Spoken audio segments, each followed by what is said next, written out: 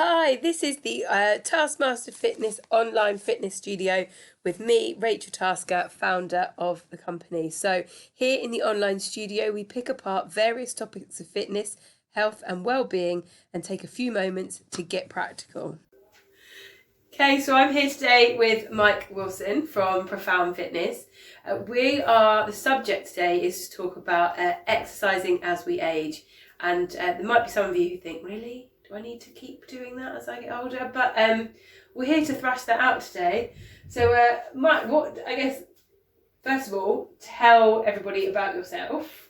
I'm Mike Wilson. I run a chain of gyms that's specifically for personal training. It's called Profound Fitness.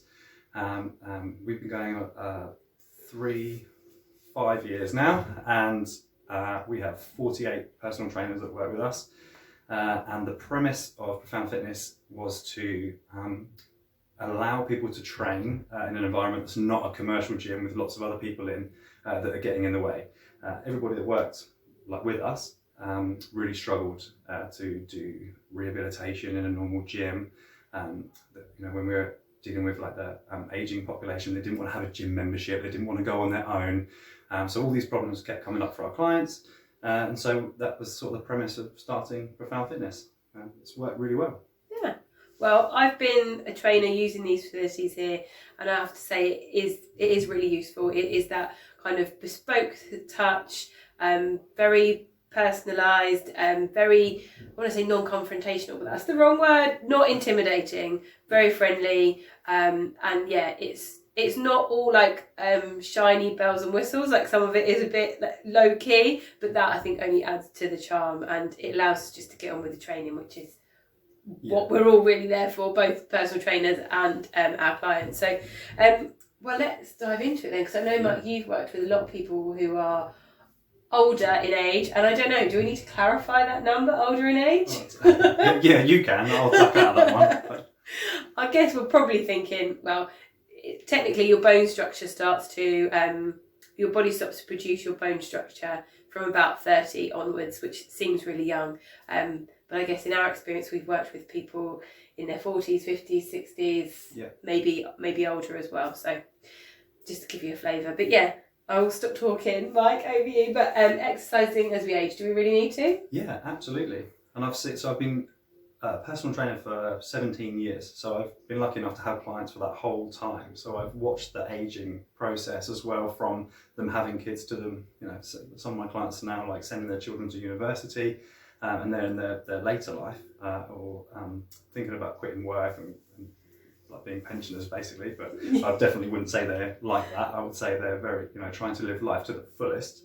And I've watched them train really hard, become as fit as they can be, and have a fantastic retirement, basically, if you want to call it that, sort of travelling the world. They're having a great time, most of them. So that's, so I've been lucky enough to see it, and it works really well. Yeah, because sometimes we hang on to, we work really hard throughout our lives and put money away for the future, but if we don't keep training, we don't keep looking after ourselves, then we can get to that age of 60 plus, whatever the retirement age is these days, and realise that the body hasn't actually kept up, and we're maybe not able to do what they thought they were going to do, or they were preparing the whole life to do. So there's definitely lots of that, and people want to go on these big adventurous holidays afterwards, so they need to be strong enough, and it's really important. Yeah. So yes, in essence, being able to train before you age and get older, and then during as you get older, and even starting when you're older, is so beneficial for so many reasons that we will come on to. But let us just move on to our next question. In fact, it leads on nicely, is can we pick up exercise at any time? Yeah, absolutely you can. And it's really important to do so. And I think people get a little bit scared, especially when they see weights in the gym, or all the machines in the gym. They get really nervous about lots of other people being there. And it doesn't have to be that. It can be very, very basic, and start really easily, and then you just build it up. You build it from there. So we start from where you're at. We don't just throw people into doing something that they can't do. We want to make sure, I'm sure people have heard of getting sore muscles after you train and things. We just want to avoid that at the beginning and just ease you into it, exercise as gently as possible so that you can do it for a really long time. Yeah, because I guess just touching on that point of people getting those muscle aches afterwards, so that's not always a bad thing.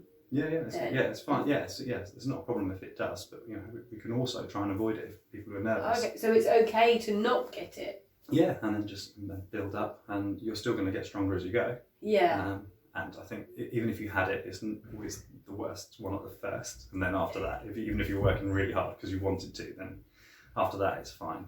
Yeah. So like these aches and pains, we call them not just me and Mike. They are known as DOMS, delayed onset muscle soreness, and it occurs any time that you do an activity that you're not used to and that's beyond your capacity.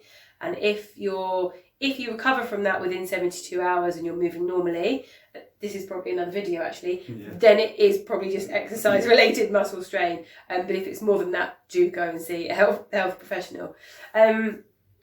So is there any, I guess, what do I want to ask next? So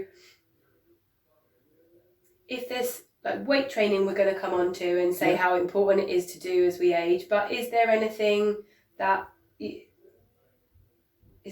particular that should stop people or should encourage? Because I've had people like say, oh, I've never run, but I really would like to, or I can't catch. I've always said that I can't catch a ball, but actually I can.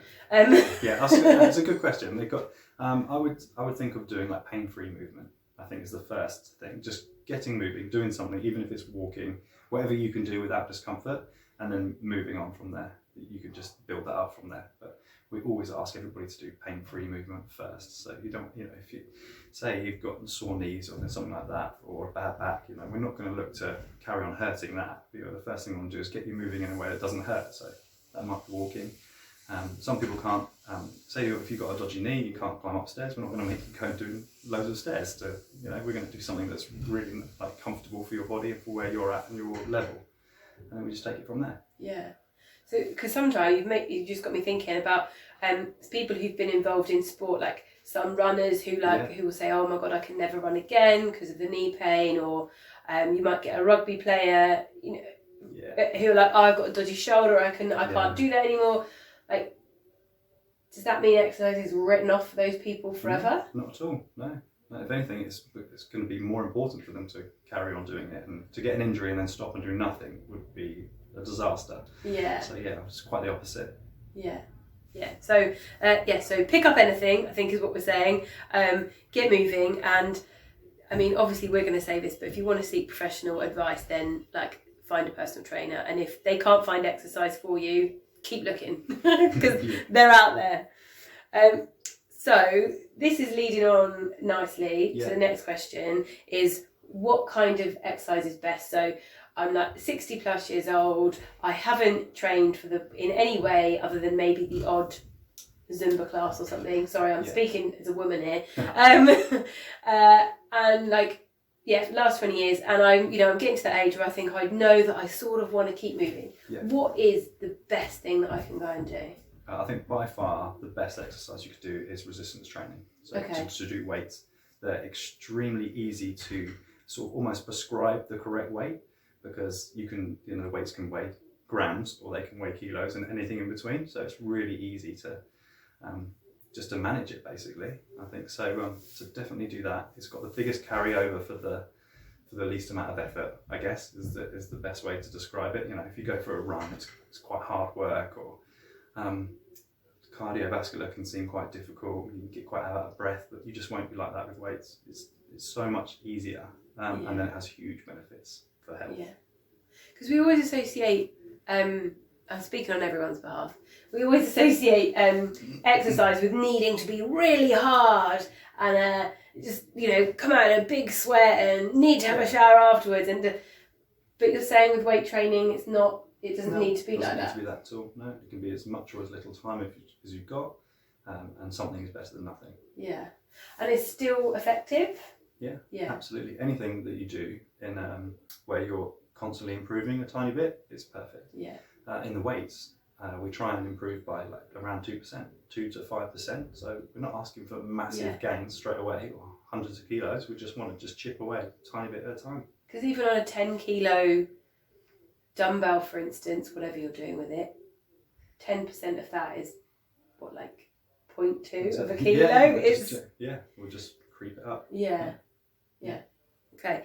And I guess for me, that's really good that you brought that up, Mike, about weight training.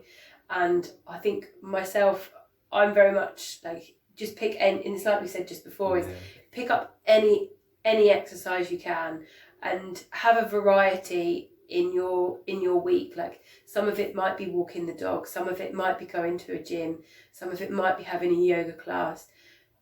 Make sure that you're fitting in a variety of things, and it makes your week more interesting. You probably make more friends or have different social situations. Like, it actually brings a lot into your life. Definitely. Other than just this sort of, I've gone to the gym. It's even, we're finding now it's even carrying over into mental health. So it's like, it's just so good for everything, and it's got all the, it's connected to your, if your body's connected to your brain, so you make your body feel really good, it's creating all these endorphins, and you're going to feel really good. Yeah. Ah, good. Well, I'm glad I asked, Mike. So we've sort of been touching around the subject, Mike, but let's get into it. Why should we be exercising?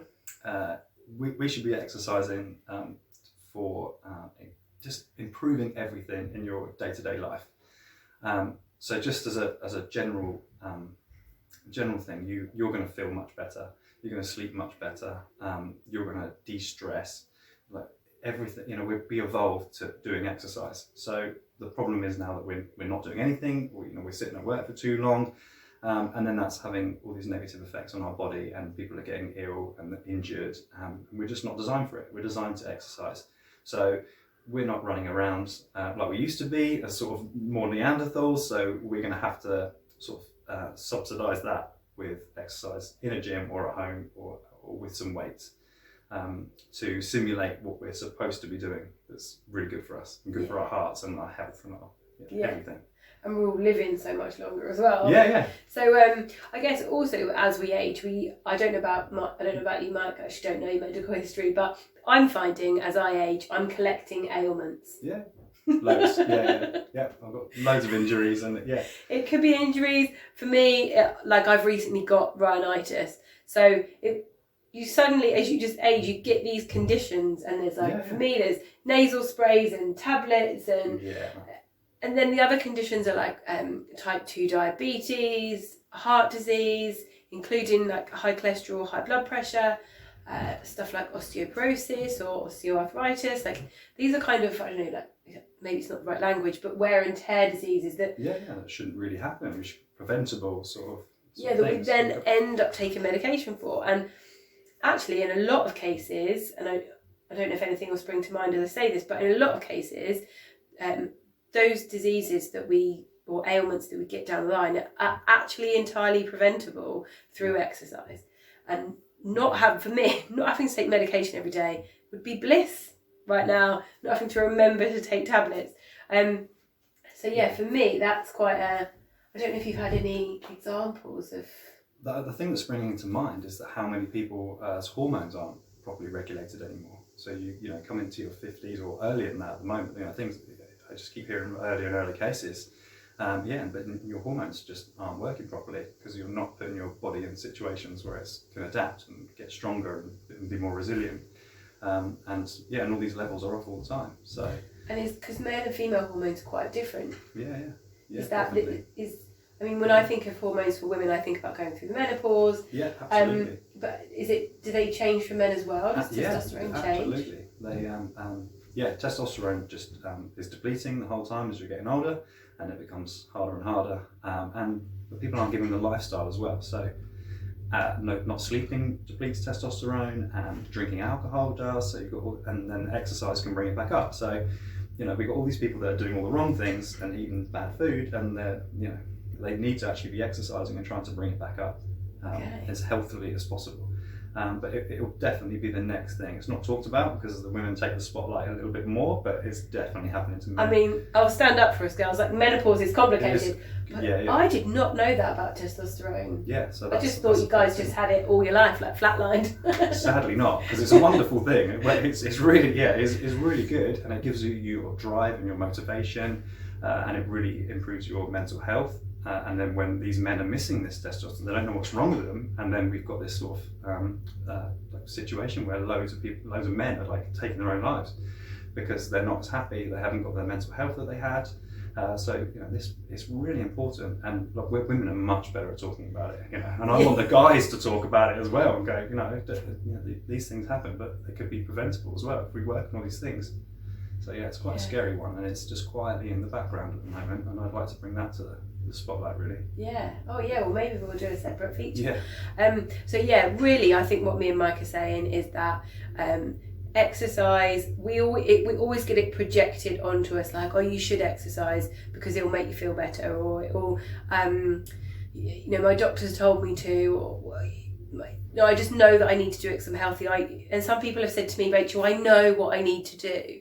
And I guess hopefully through mine and Mike's examples, we're just giving you the really strong reason why and where that motivation can come from, and really underpinning with science actually, and research that proves that exercise really does make a difference to health. I remember training with one client, and she signed up for personal training off the back of a health MOT and finding out that she was pre-diabetic.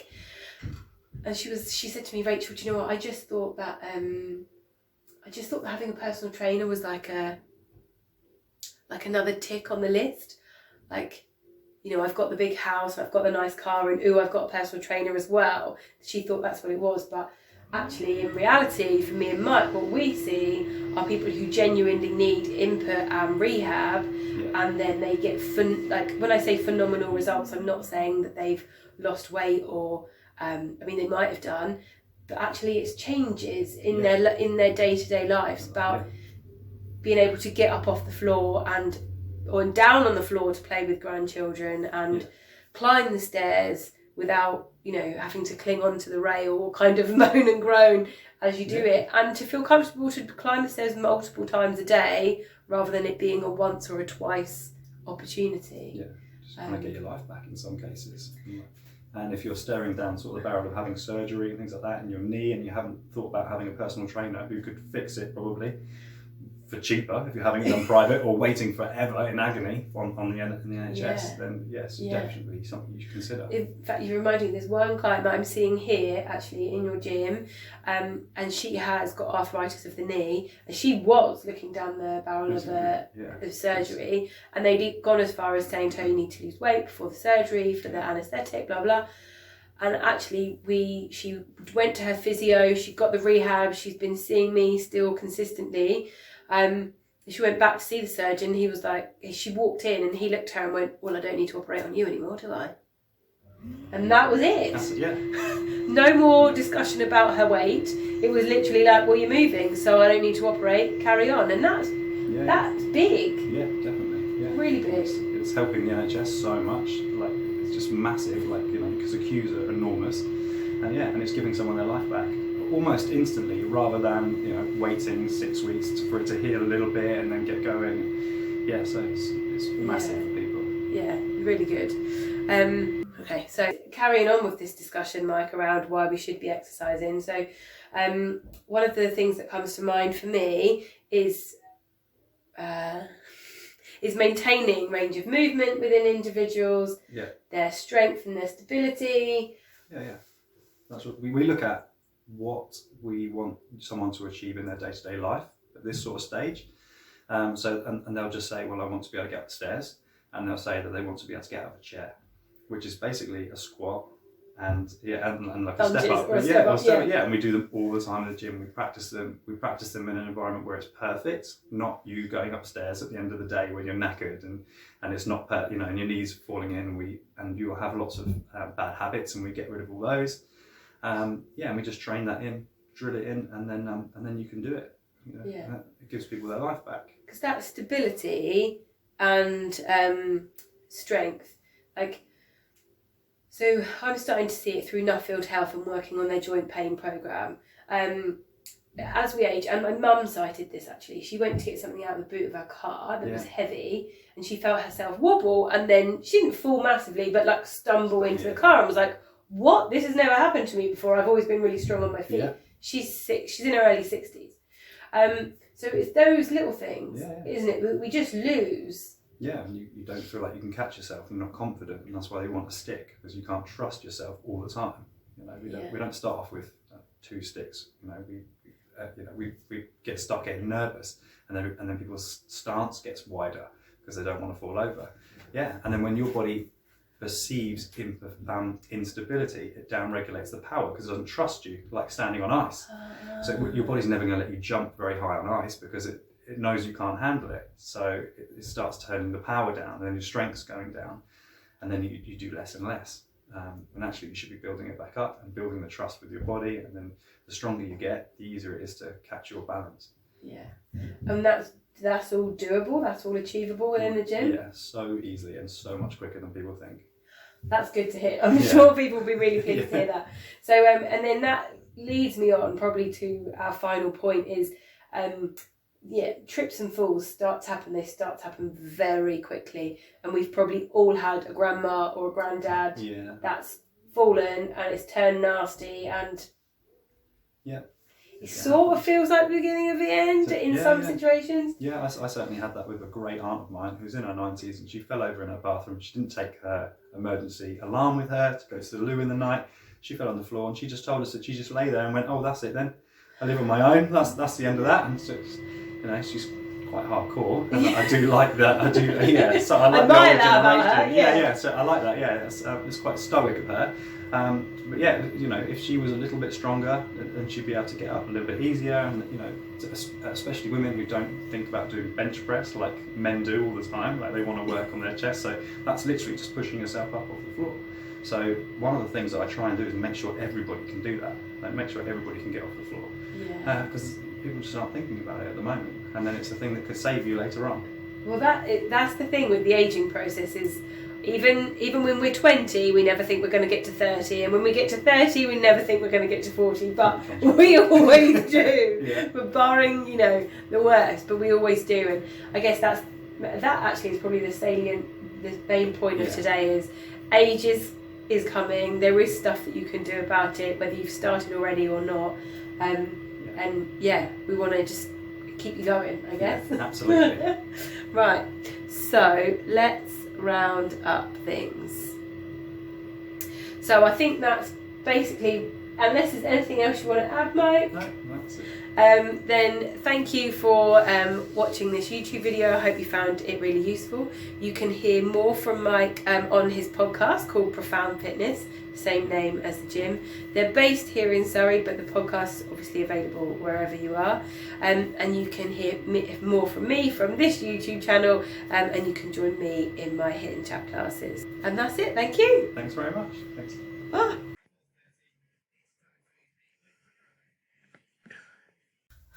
Let's get to it. Part of the online Taskmaster Fitness studio. So this mobility exercise I'm going to share with you is actually for your shoulders, your shoulder blades. I don't know what to call it. I'm sure it's got a name, an official name, but for me it's a combination of a high plank and a downward dog. So I'm going to show you sort of a variation of it, and then I'm going to show you a variation where you can use a box, you can use a kitchen work surface, table, whatever's available to you, if it's preferable to have some height under your hands. So to start the move, you need to be on your hands and knees and find yourself in a high plank like so. You're then going to move into downward dog, trying to get your heels down towards the ground, drop your head between your arms, and then come back forwards into the high plank, downward dog, and just move freely between the two. Feel how your body weight shifts forwards and backwards. I have no idea how many I've done. We're going to aim for 10. So you can follow along, or you can save this for later, entirely up to you. I think that was number 10. So that is mobilisation for the shoulders, utilising high plank and downward dog. So for the variation, so anything, any exercise like mountain climbers, even burpees, this particular exercise, they're at their hardest when you have to put your hands on the ground. So to alleviate some of that, you can raise the height. So to make sure I'm going to be on the screen for the whole thing. So use the height, whatever it is that you've got, come into the best high plank position that you can, and then extend your bottom right out, extend the arms, then come back over the top and extend over the top. And when you extend back here, let the head drop. You might even feel a little pull, a little stretch in your armpits. That is not a bad thing. And again, you can do about 10 reps of these. So, that's it for that section. Another mobility workout for the shoulder blades. You can use it before a workout. Use it when you wake up in the morning if you feel a bit stiff. If you've been sat at a desk for a while, it's a mobility exercise, so it really can be used at any time. But yeah, as part of a warm-up, a collection of 4 or 5 of those different things, targeting different parts of the body, and you'll have yourself a nice little warm-up. Anyway, I hope you're well and speak soon.